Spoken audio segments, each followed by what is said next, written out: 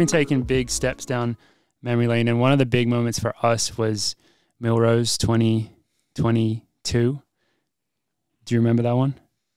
Yeah, no, I remember.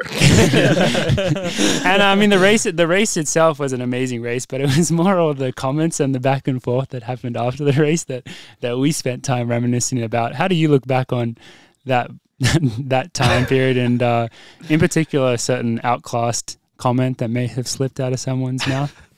Oh, a ropey comment. I think we can all describe that. Oh, God. No, it was, that's the thing is I think, like, Ollie and myself have had this kind of back and forth rivalry since college. And it's one of those ones that I think both of us really want to beat each other. But, like, as soon as, you know, gun to tape, we're going to battle. And then outside of it, we're just going to banter. So it was, yeah, that was a tough loss for me after coming off the medal and then having a horrible fall. And then, like, actually starting to feel in pretty good shape. And then I was actually okay with the race. I think I made a couple of mistakes in there, and it wasn't. But overall, it was a great race to be in. And I did get beaten very well. But, like, hearing that comment, I was like, damn, that hit home, you know?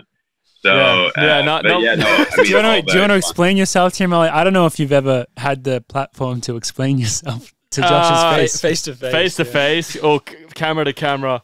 Yeah, I was trying to think of a word to say that, I just outleaned him or beat him, but not saying outleaned, and I said outclassed. And we both went through the on the podcast earlier that outclass means a completely different broad spectrum of things, not really outleaning. So it wasn't the right word, but I think it set up for a good banter. Because then you hit back, which I mean I think everyone would have expected you to do. Yeah, it was great. You hit back. I was like, I can do one of two things. Either I can be like, oh, like, obviously he probably didn't mean it the way that everyone took it, or I can just double down. And I was like, let's just double down. You got to double down on that. Yeah.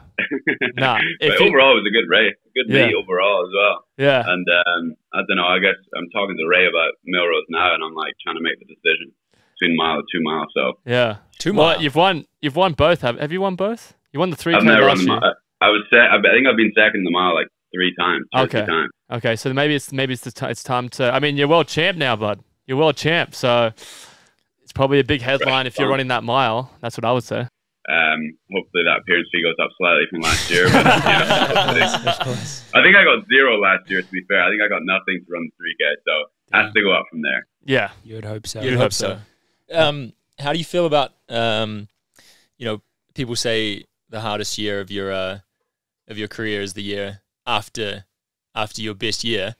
How do you approach, coming into this next year with a world title and probably a bit more pressure on your shoulders? I think I can't really be scared to run the year the way that I ran this year, which is lose a lot. I only won 1 1500 this year, and I only ran like 3 or 4. And so for me, like, I don't feel a lot of external pressure to like repeat, because I look back in the statistics and no one who's not been done for doping has held on to an Olympic or world title really over the last 10, 15 years. So, it's such a difficult event, like, obviously you guys all know, but I don't feel the external pressure from the sport to be like, you have to keep this, like, you have to win. But like mentally, like if I go into the Olympics and get anything worse than like a silver medal, then it would be worse than I did in the past Olympics. So that's kind of where my head's at with it. But again, I can't really be scared to lose. I can't be scared to race. And that's where my head's at mostly with it. It's just put the work in, try and stay away from injuries and try and do what I can. But I think, the Olympic year is going to be so different, just because I feel like everyone steps it up like they did back in 2021. And then, you're adding in a lot of people that were really disappointed with some of their years and maybe some of their championship performances. So yeah, everyone's going to be on a tear, I think, especially early. Yeah. Speaking of early, I remember a couple of years ago, I think you and Jake both chose not to run in Belgrade. Is that a slightly different story, seeing as you've got a home championship in Glasgow? Is that, like, how much pressure do you feel to race that? How much pressure is Scottish athletics? Maybe you don't want to hear this question. That's the tough question. That's a tough question. It's a hard-hitting question, Josh. But I mean, sure, that's got to be huge for Scottish athletics. Yeah, I feel like I let them down at the Common Games as well, so it's kind of double as well. And you know, I'm in lots of like because the Scottish Athletic awards are on tomorrow night, and they're like wanting me to like zoom in and stuff like that. And I'm getting an email about every 15 minutes to make sure that I'm in on that. So I can imagine World Indoors in Scotland is going to be a pretty similar event, where they're just going to be emailing me a lot about it. But again, I've never ran a World Indoors. If it fits in terms of like I'm injury free through the fall and I'm feeling good, I'll run Millrose, feel good, and then we'll make the decision from there. It's definitely on the radar because obviously it's in Glasgow, it's in Scotland. It's very close to home. But I know a lot of people on my team are really thinking about it, so it definitely fits into the schedule. With the World Championship fits in the schedule. But if I'm being honest, a world indoor gold medal and no medal at the Olympics, or no medal at World Indoors and a medal at the Olympics makes more sense to me. So I think that's where my head's at with it, has always been with it. And maybe that'll change if things go well for me at the Olympics, then I can start branching out into different competitions. But Worlds and Olympics are always kind of been the outdoor Worlds and Olympics have always been the ones that kind of get my plums pumping a little bit.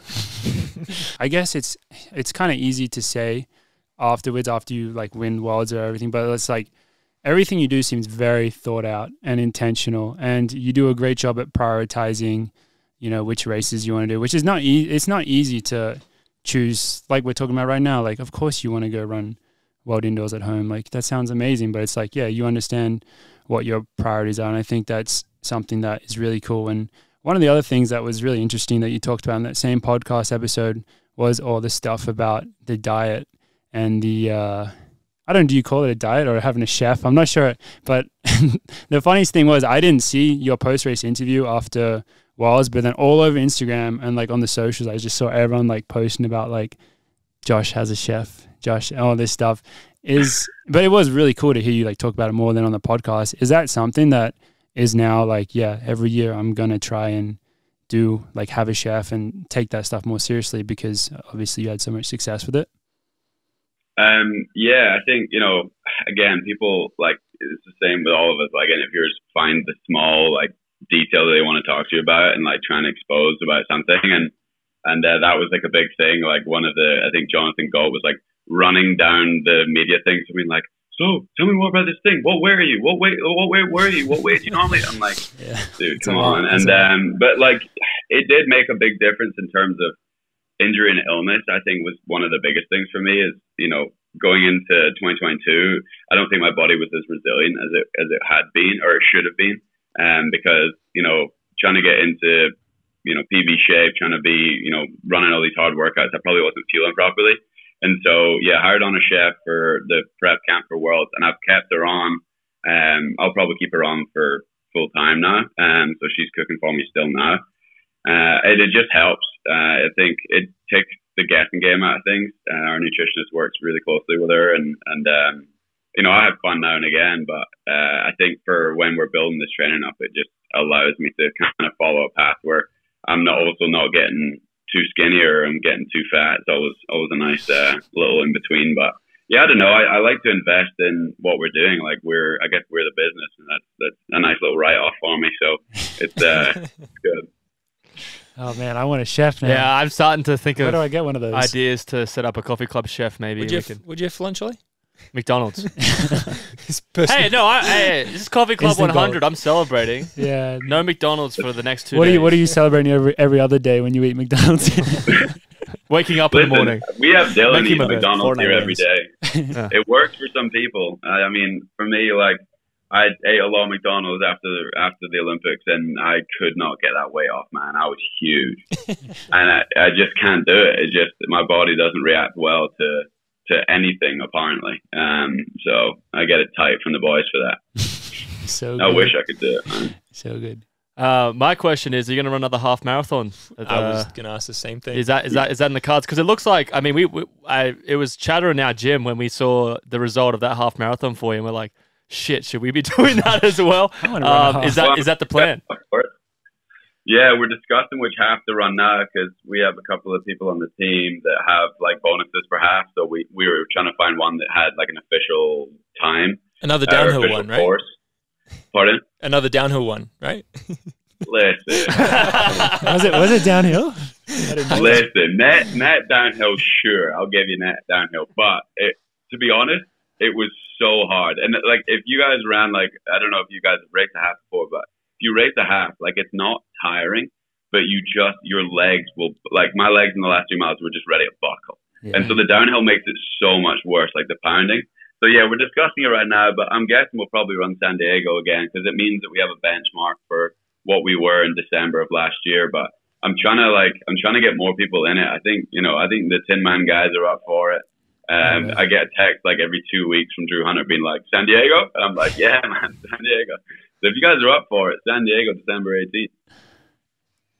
Could be on the cards. Warm weather. It's it's beautiful. Going down there from Seattle in December is unreal. Oh, I believe that. I can imagine. Are you in Albuquerque